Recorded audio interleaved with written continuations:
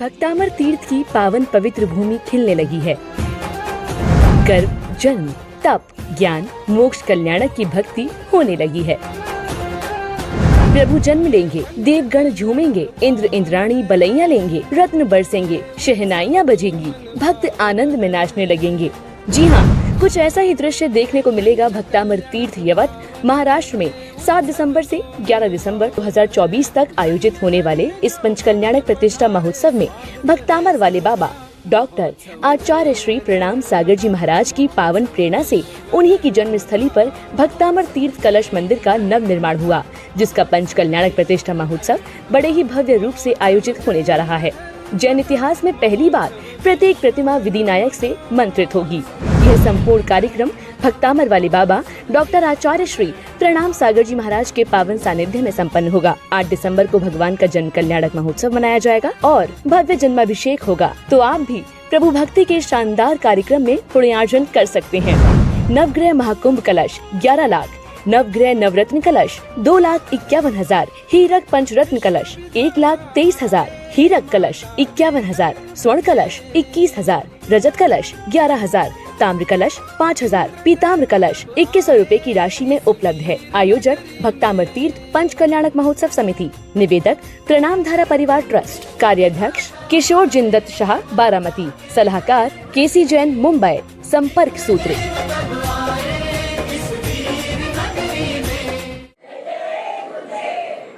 जिसके जीवन में गुरु नहीं, उसका जीवन शुरू नहीं। बचपन में बच्चों की माँ गुरु है। जब बड़े होते हैं तो पढ़ाने वाले शिक्षक उसके गुरु हो जाते हैं। जब कहीं रास्ता नहीं दिखता है,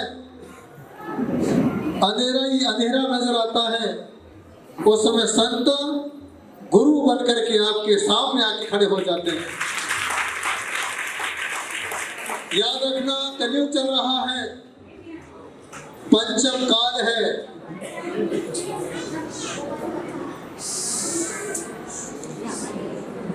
पंचम काल है, भगवान तो नहीं आएंगे।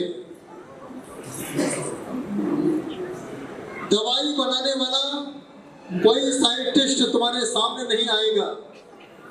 दवाइयां तो आएंगी, किसने बनाई किसी को नहीं पता है। आज हम डॉक्टर पर विश्वास करते हैं और दवाई ले लेते हैं। जैसे दवाई बनाई जाती है, दवाई बनाने वाले का कहीं नाम नहीं आता है।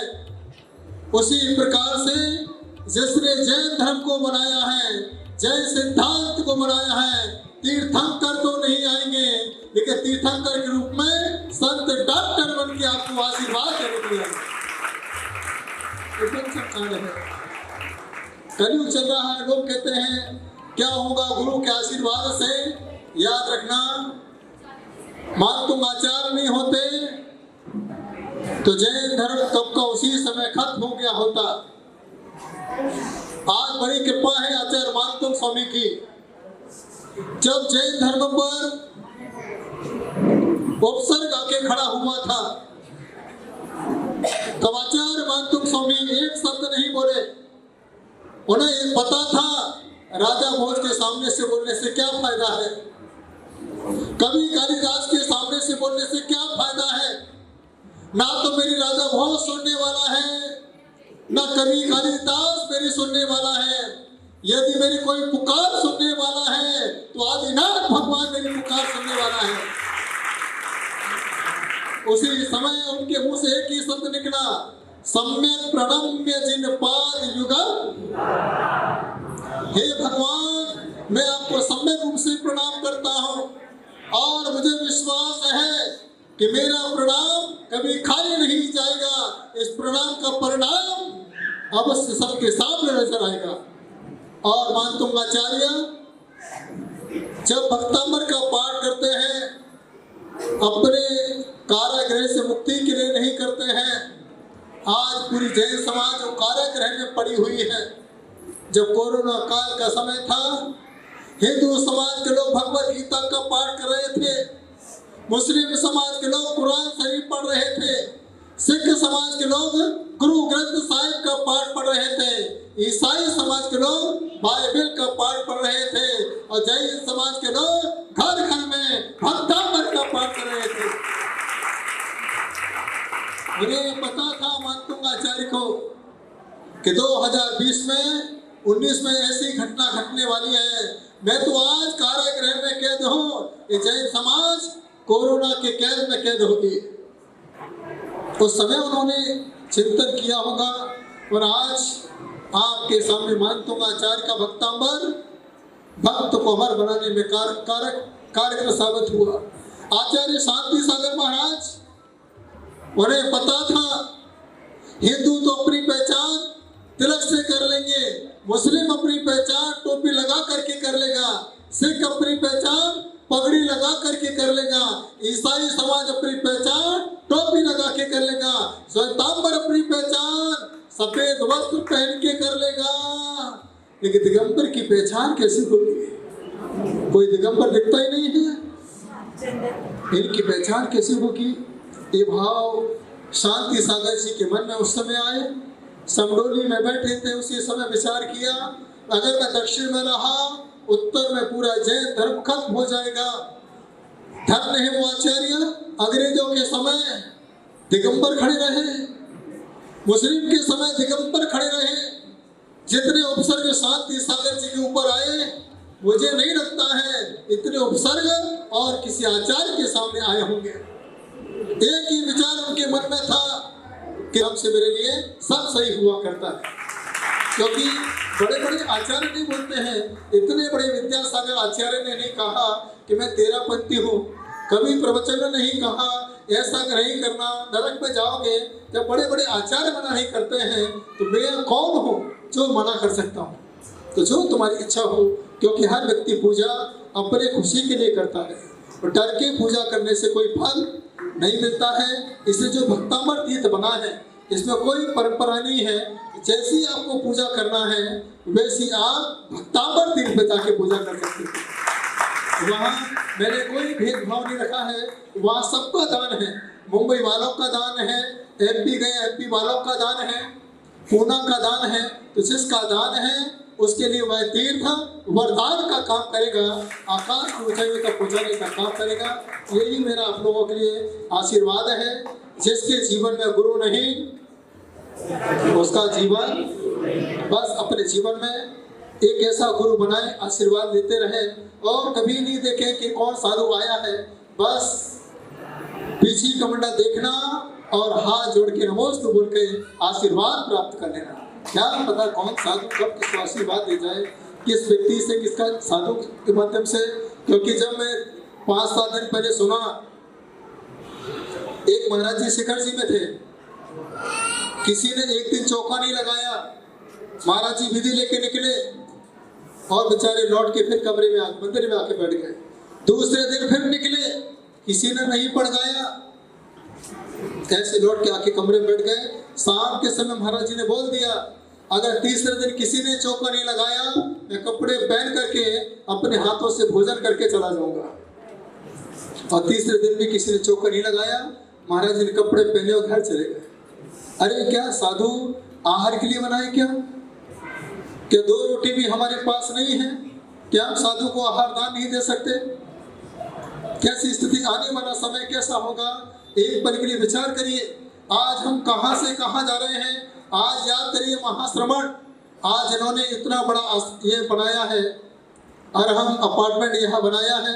मैं जब मिला श्वेतांबर साधुओं से, नए पद्म सागर से यही मिला, तो उन्होंने एक ही शब्द कहा कि सबसे बड़ा धर्म कोई है तो दिगंबर धर्म है। वो तारीफ हम लोगों की करते हैं, वो हमें इतना मानते हैं, हमें आसन देते हैं।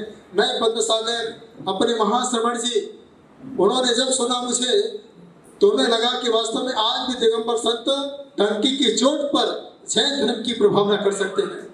तो आज इतने बड़े हम लोग आप लोगों को आगे बढ़ाने के लिए प्रयास करते हैं। तो मेरा सिर्फ आज यही आपसे कहना चाहता हूँ, गुरु पूर्णिमा पर आज मंदिर की संख्या बढ़ रही है, बहुत अच्छी बात है। लेकिन मंदिर की संख्या बढ़ने के साथ साथ मुंबई में साधु की संख्या अपने आप बढ़ना चाहिए। हर जगह साधु संत आए, संत निवास बनता जाए तो जाके धर्म की प्रभावना आकाश की ऊंचाइयों तक छू सकते हैं। रावण को गुरु नहीं मिला, उसका पतन हुआ। कंस को गुरु नहीं मिला, उसका पतन हुआ। एक बार गुरु ने पूछा अपने भक्तों से, बताओ भक्तों, इस पृथ्वी पर सबसे बड़ा क्या है? भक्तों ने कहा, भगवान, इस संसार में सबसे बड़ी पृथ्वी हुआ करती है। गुरु ने कहा, पृथ्वी सबसे बड़ी है तो शेषनाग के ऊपर क्यों रखी है? शिष्यों ने कहा, हाँ गुरुदेव, शेषनाग सबसे बड़ा हुआ करता है। गुरु ने कहा, शेषनाग सबसे बड़ा होता तो शिव जी के गले में क्यों बड़ा होता? तो सब शिष्यों ने कहा, बात तो सही है, शिव जी सबसे बड़े होना चाहिए। उसी समय गुरु ने कहा, अरे पागलों, अगर शिव जी सबसे बड़े होते हिमालय पर क्यों बैठे होते? हिमालय सबसे बड़ा? सभी ने कहा, गुरुदेव, हिमालय सबसे बड़ा है। उसी समय गुरु जी ने कहा, अरे हिमालय सबसे बड़ा होता तो हनुमान के हाथ में क्यों रखा होता? तब सबको लगा हनुमान तो सबसे बड़ा होना चाहिए, उनका लोग 40 पढ़ते हैं। तो सबने कहा, गुरुदेव, हनुमान जी सबसे बड़े होना चाहिए। उसी समय गुरु ने कहा, अरे हनुमान सबसे बड़े होते, राम के चरणों में क्यों बड़े होते? सबने कहा, राम नाम सत्य है, राम सबसे बड़े होना चाहिए। सब एक मत होके कहने लगे, राम सबसे बड़े हुआ करते हैं। उसी समय गुरु ने कहा, राम सबसे बड़े होते तो गुरु वशिष्ठ के चरणों में क्यों बड़े होते? सबसे बड़ा कौन? गुरु ब्रह्मा गुरु विष्णु। गुरु से बड़ा संसार में कोई नहीं है। पंचम काल है। बड़े मुश्किल में जैन संत आपको पूना में देखने को मिला करते हैं। इसलिए पूना ऐसा है, कहते पुनः हुया पुनर्दर्शनम। हे गुरुदेव, सदा सदा आपका आशीर्वाद प्राप्त होता रहे। तो आज जो गुरु पूर्णिमा पर्व पर आया है, मैं यही भावना भाता हूँ, हे भगवान, जो मैंने भक्तामर की साधना की है, पर इस साधना का आशीर्वाद इन भक्तों को प्राप्त हो जाना चाहिए। इन भक्तों के जीवन में कोई कष्ट न रहे, हमेशा धर्म के प्रति आस्था बनी रहे। किसी बच्चों के अंदर ऐसा भाव पैदा ना हो कि अपने जैन धर्म में कुछ नहीं है। इन बच्चों के अंदर ऐसे भाव पैदा ना हो, इससे अच्छा तो दूसरा धर्म है। इन युवाओं के अंदर ऐसे भावना पैदा ना हो जाए कि अपने धर्म में तो सिर्फ देना ही देना है, यहाँ कुछ नहीं मिलता है। इन महिलाओं बहनों के अंदर ऐसे भाव पैदा हो जाए कि मंदिर में जाने से कुछ नहीं होता है, यहाँ तो सिर्फ बोली और पैसा मांगा जाता है। ऐसे भाव पैदा ना हो, यही भावना रखता हूँ कि बस जीवन में जो तीर्थंकर के पास जाए तो 3 लोक का खजाना तुम्हारे परिवार में भी बरस जाना चाहिए। किसी प्रकार की तुम्हारे घर में कमी ना पड़े। भक्तामर बहुत बड़ा पावर है, बहुत ताकत है, बहुत शक्ति है। जब भी मैं कोई काम करता हूँ भक्तामर के नाम से करता हूँ तो सभी के लिए इस भक्तामर की साधना का बहुत बहुत आशीर्वाद देता हूँ। सभी अपने सिर पे ऐसे हाथ रख लीजिए। ओम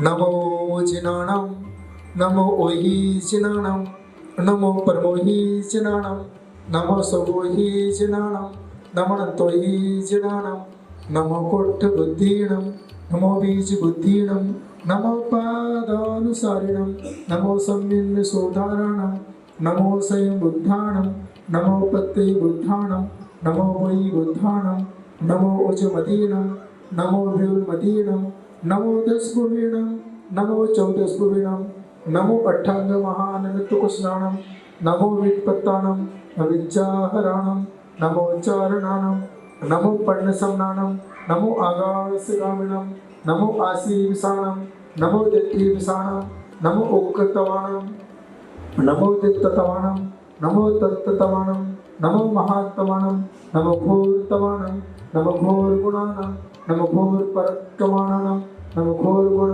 ब्रह्मचारिणम, नमो आमोसहिपत्ताणम, नमो खिल्लोसहिपत्ताणम, नमो जल्लोसहिपत्ताणम, नमो सिपत्ताणम, नमो समोसहिपत्ताणम, नमो मणवलीणम, नमो वचवलीणम, नमो कायवलीणम, नमो क्षीरसविणम, नमो सप्तसविणम, नमो महुरसविणम, नमो अनीयसविणम, नमो अक्षीण महानसाणम, नमो वड्डवाणाणम, नमो सिद्धायद्राणम, नमो लोहे सवसाहुणम।